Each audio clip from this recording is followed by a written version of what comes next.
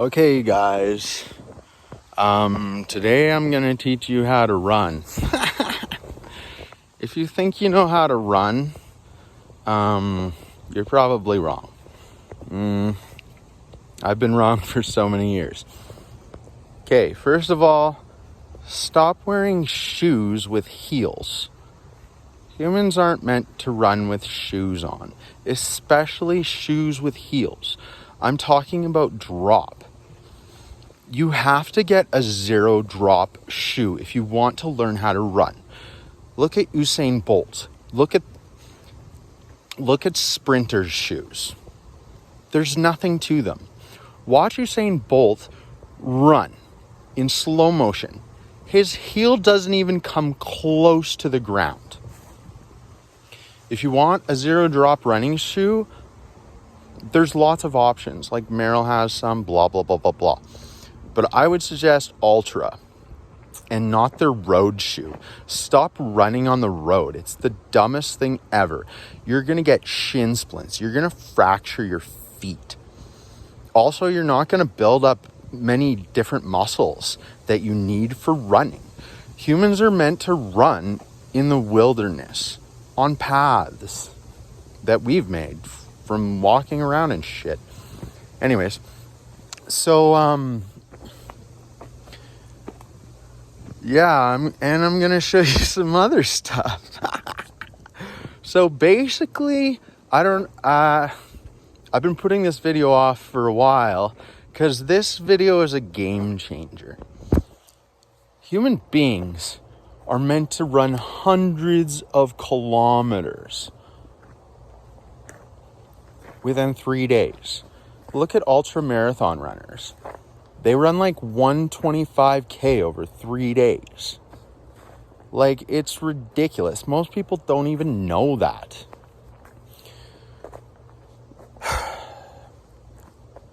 But here it is. Human beings are meant to be long distance runners. We have sweat glands. There's not many other animals that can run as far and as long as we can, except for dogs. So why do you think we have such a good relationship with dogs?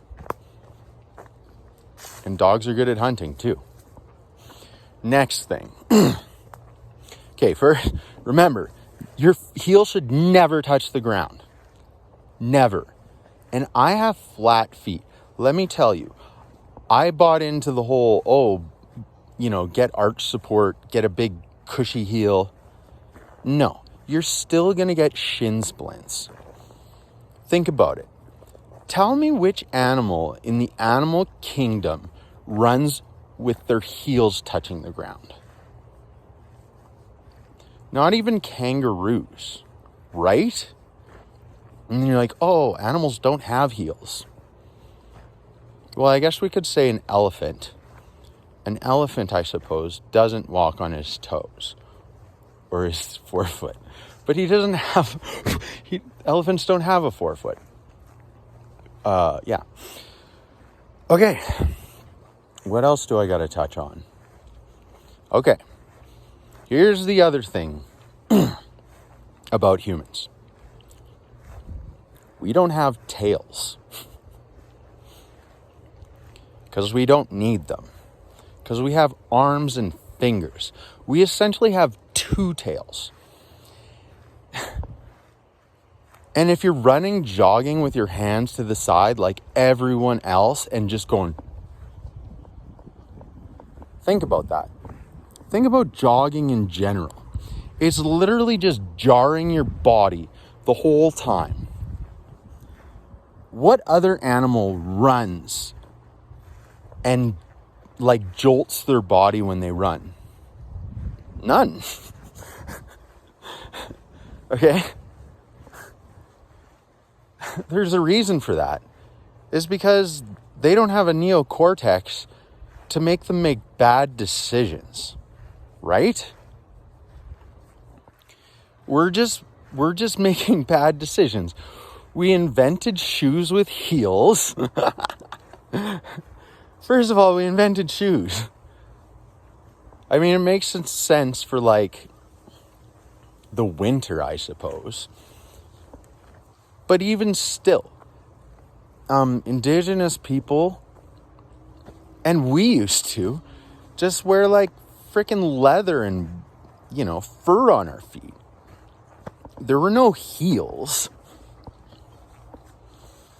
Okay, and also what we're doing is we're applying the AdanaC technique. I'm just going to do it by beatboxing because that's exactly what our ancestors would have done. Because they wouldn't have run with percussion instruments. They may have made woodwind instruments. That would actually make sense. Okay. Now think of the military, right? What do they do? What do they practice? Marching. Think about it. Your tribe's running together. You want to keep pace. How do you do that? With music. Okay. Think about war. Think about how they always have bands, trumpets, drummers. Hello. Oh, sorry. That's all right. Oh, look at him. Yeah, why do you think that is? Well, maybe, and like there's probably not documentation of this, but maybe, armies used to practice and move to music. Because it's essentially a timed consciousness,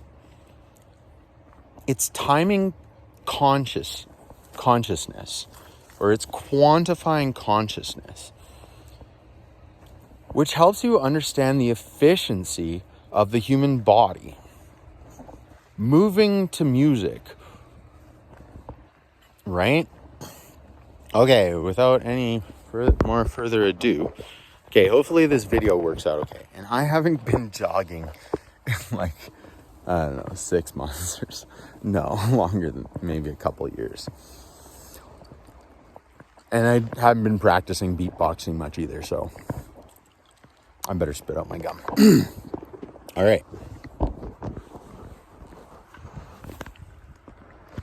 I hope you guys can see this.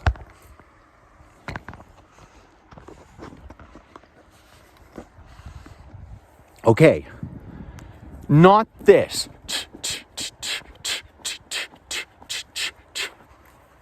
That's dumb.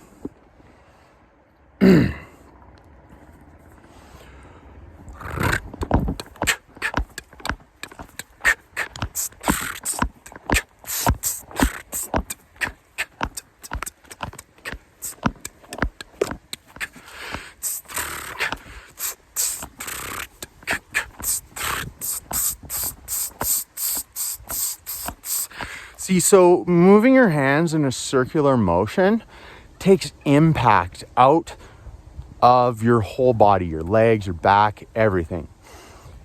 And instead of making this constant movement of just up and down, this is extra weight on your back, your legs, everything. Okay, I'm gonna try to demonstrate this. So remember, there are key points to minimalist running and this type of running. You're going to find if you start doing this, you're going to be able to run for hours after a couple days, I guess. Okay. Words of wisdom. Don't run on concrete. Because if you do, you'll be just like me and you'll fracture your feet. And then you won't be able to jog for like 3 months. So you have to build up your stamina. And the same goes with like soft packed, I suppose. The next tip is stop opening your stride. Don't open your stride when you're jogging or pacing yourself. Opening your stride is for sprinting. And actually, when you're going fast, your feet are over your body. That's what you need to do. you need to keep your feet over your body, because bringing your feet forward like that takes balance away from your body because you're not over top of your feet. Okay, the next thing. So what we're doing is we're timing our movement, right? So it allows us to understand our body more and quantify our movements and become more efficient. So if you listen to music, I mentioned this in some of my other videos, but let's just do this. So 1 and 2 and 3 and 4 and triplet, triplet, triplet, triplet. Okay, sorry that's so jarring. But you really want to make sure that triplet, 1 and 2 and 3 and 4 and triplet, triplet, and like prance or whatever. And you know what? Like, I know there's that ridiculous video of that old lady prancing. So the next thing I'm going to show you is called strutting. So this is just dancing while you're walking forward. So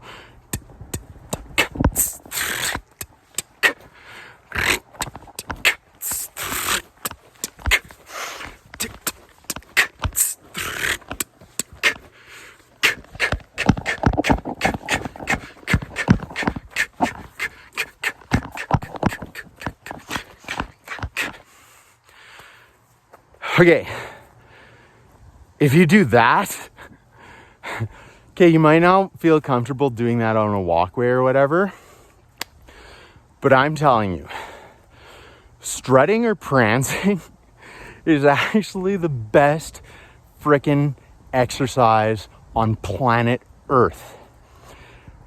It's better than jogging because you use your whole body. And we want to engage the entire body, right to the ends of your fingertips.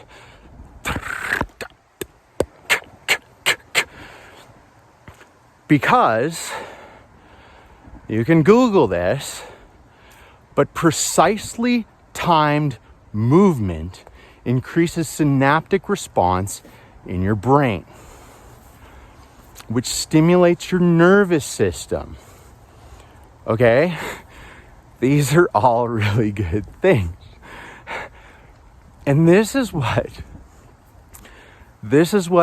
increases creativity, intelligence, okay, strength, endurance, health, psychological health, sorry. Okay, it makes you lose weight really quickly. I'm not even joking.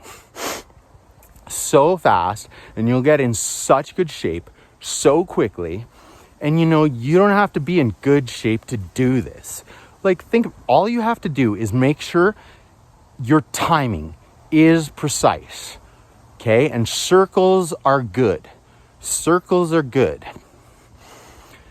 Because what we're doing also is we're becoming in harmony with the electromagnetic waves that are flowing from east to west. Remember, because the Earth is a giant magnet and it's also a giant motor or an alternator, okay?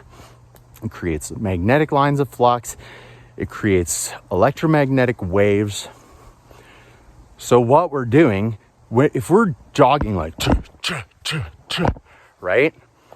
We're creating distortion on all of those waves. And remember, like, if we're in harmony with these invisible waves and we're not making waves or distortion in the waves, right? We're moving with the waves, and the electromagnetic waves are like just rolling, right? But if you're doing this, you're just chopping up those waves. So, my theory, this, I don't know, this could be true or whatever, is maybe when we're moving in harmony with the electromagnetic waves, we're stimulating our nervous system, because our body, our nervous system and our heart system is, it has, sorry, it creates an electromagnetic field, right? And it's supposed to flow down. It does. It grounds itself, because that's what electricity does, right? Lightning. It tries to get to ground. I'm an electrician, so you touch a piece of copper that has voltage. You're not going to get shocked unless there's a path to ground, right? So what we're doing by doing this garbage is we're building up that electromagnetic current in our body, and it's stimulating our nervous system, it's stimulating our brain, it's helping blood flow, it's helping all kinds of flow. I mean, this is essentially what people call chi, right? I think that's all I have to say. I think I said a lot. I think I covered everything. Yeah, if you guys have any questions, just write in the comments, That'd be awesome. Oh yeah. And one more thing. So actually the beatboxing is really important. So if you're using headphones, try to be beatboxing, because this is putting our breath in sync with the electromagnetic fields. And this is also increasing synaptic response, because it's precisely timed movement. Okay, and if you're thinking about breathing in, try to make noise with it and incorporate it into the beatboxing.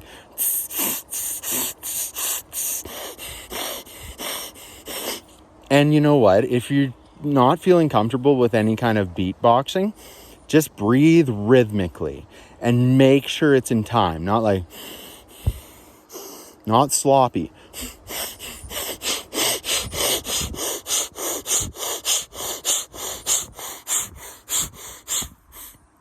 And bob your head. That's why singing is so helpful. And if you want to be a really good singer, practice beatboxing. You're isolating your breath. You're isolating your consonants without vowels. And isolation is the best way to learn something. Breaking it down into smaller things, right?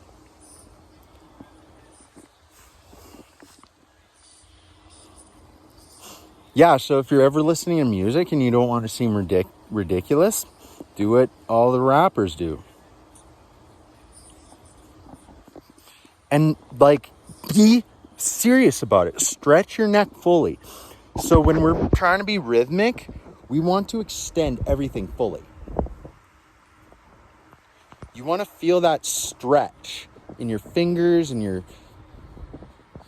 I'm feeling it right here in this part, right? Boom, boom, and rhythmic. Okay? It's very important that it's precisely rhythmic. Okay, and another thing. Try to alternate between 4/4 time and 3/4 time. Not that you're actually, because everything's basically in 4/4 time, but alternate between eighth notes and 3/4 or triplets. Okay, try to alternate 1 and 2 and triplet, 1 and 2 and triplet, 1 3 1 3 triplet. So if you're finding that your stride is too slow, open your gait. And if you're finding that the music's too fast for your feet, take it up to the next thing. So triple it, 1 and 2 and 3 and 4 and triple it. Triple it, 1, 2, 3, 4, triple it. That, okay? Okay, guys, so I watched the video that I made and I realized you can't see my arms or my legs, like what I'm doing. So I'm just gonna try to demonstrate that for you, okay? Here we go.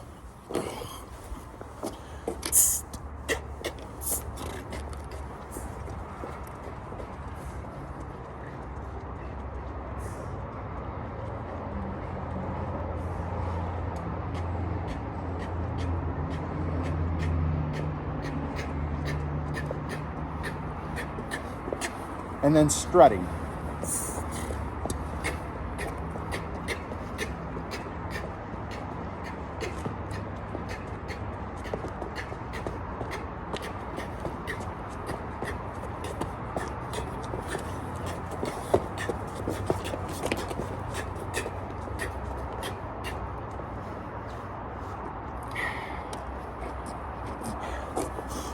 So it's basically that sort of thing, And like this circular motion is very similar to a motor's motion, okay? So you're taking these electromagnetic fields and you're just kind of like building up this energy through your nervous system, right?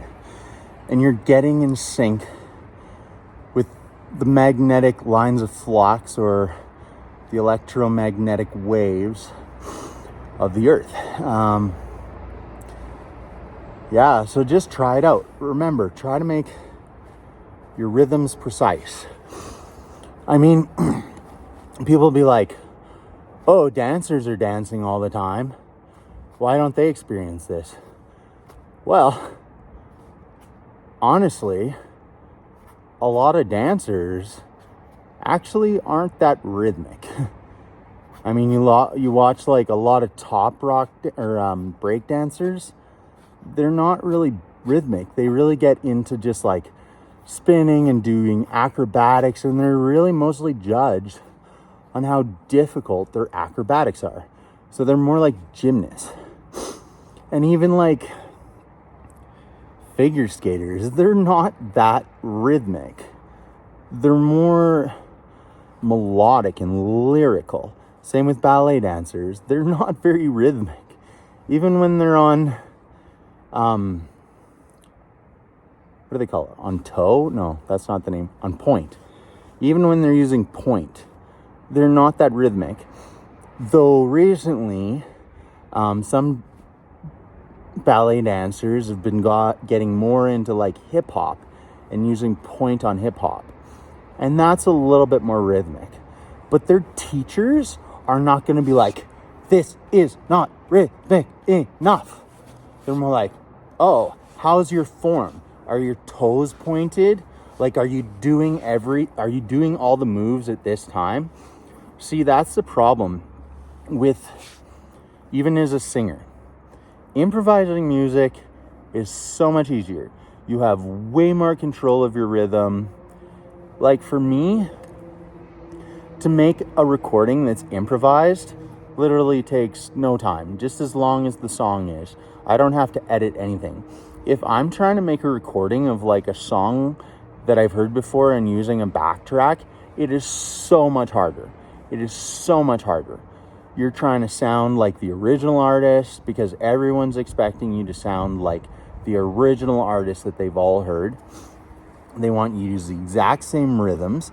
And a lot of times, those rhythms aren't on point because most of the time we're using rubato, which means you're stretching, pulling and pushing the rhythms to make things more legato, because that's the style that's really developed over time.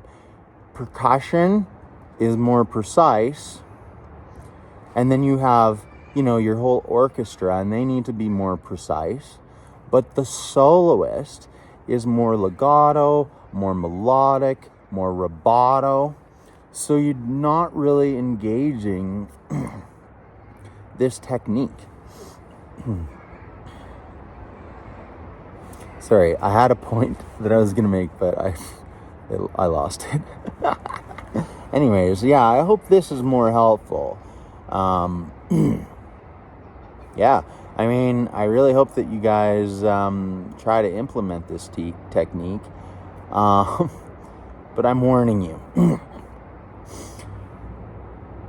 This is going to make you much more creative, much more intelligent.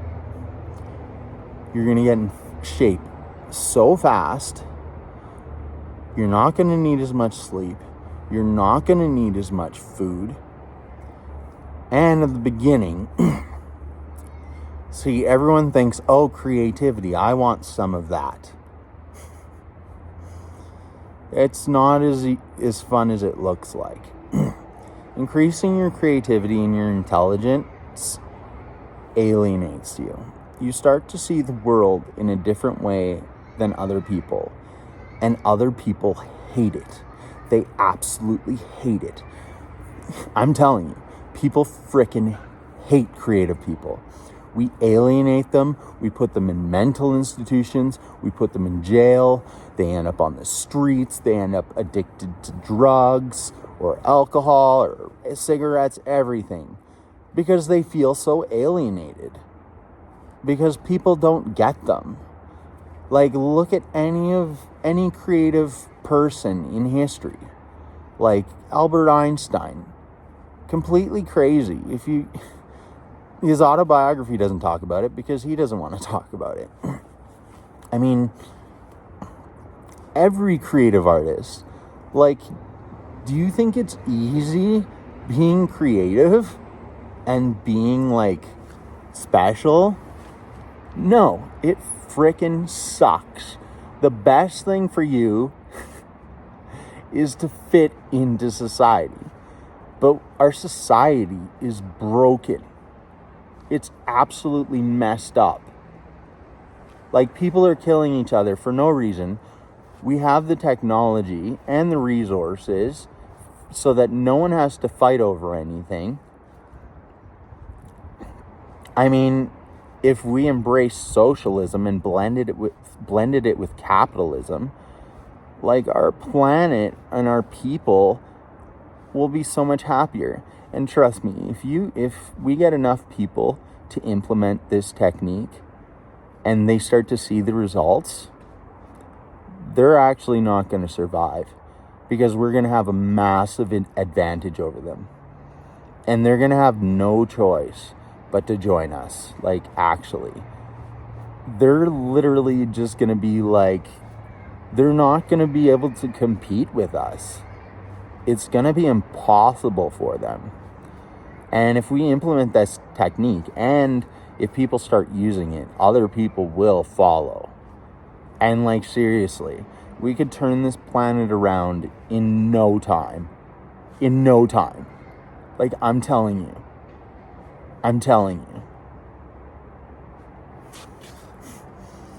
I love you guys. Like, I fucking love this planet. Like, I love humans. Like, everyone has something to offer. And